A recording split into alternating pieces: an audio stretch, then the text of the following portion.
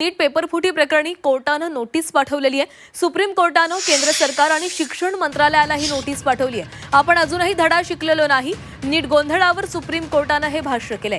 Court आदेशानं गठीत देखरेख समितीचं काय झालं असाही सवाल पत्रामधून विचारण्यात आलाय।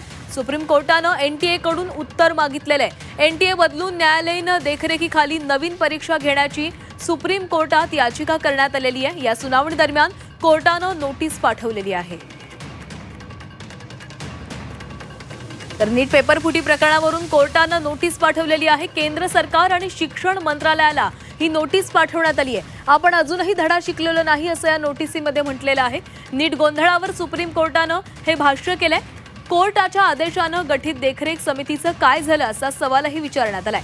सुप्रीम कोर्टानं एनटीए कडून या संदर्भात उत्तर मागितलेलं आहे। एनटीए बदलून न्यायालयीन देखरेखीखाली नवीन परीक्षा घेण्याची सुप्रीम कोर्टामध्ये याचिका करण्यात आलेली आहे आणि याच याचिकेवरील सुनावणी दरम्यान कोर्टानं ही नोटीस केंद्र सरकार आणि शिक्षण विभागाला पाठवली आहे।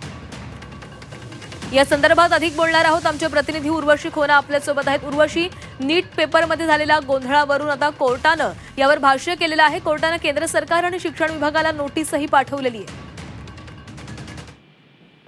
जे आहे खूप मोठी ही गांभीर्याने घेतलेली गोष्ट आहे। आपल्याला माहिती आहे नीट प्रकरणात ज्या प्रकाराने गोष्टी वाढत चालल्या आहेत आणि पूर्ण जो री एक्झाम झालाय त्या सगळ्यांवरती जे आहे प्रश्न निर्माण झाले आणि आज जेव्हा आपण बघतोय तर सीबीआय कोर्टाने जे आहे न्यायालयाने एनटीएला प्रतिज्ञापत्र दाखल करून निर्देश दिले आहेत की देखरेख समितीच्या अध्यक्षांनी पालन सुनिश्चितपणाने करावं असे निर्देश दिला आहे। शुक्रवारी आता पुढची सुनावणी होणार आहे।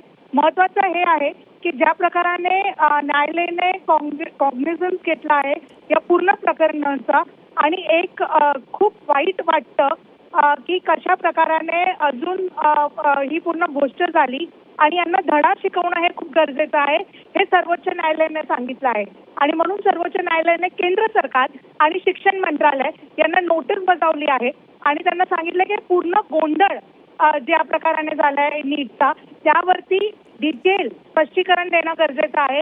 आणि कोणती अशी वेगळे चेंजेस आणलेत ज्याने आता कोणताही पेपर लीक नाही होणार याबद्दल पण कोर्टाने सांगितलंय आणि या पूर्ण गोंधळवरती बोलताना कोर्टाने सांगितलंय खूप वाईट वाटते की त्यांना अजूनही धडा शिकवलेला नाही।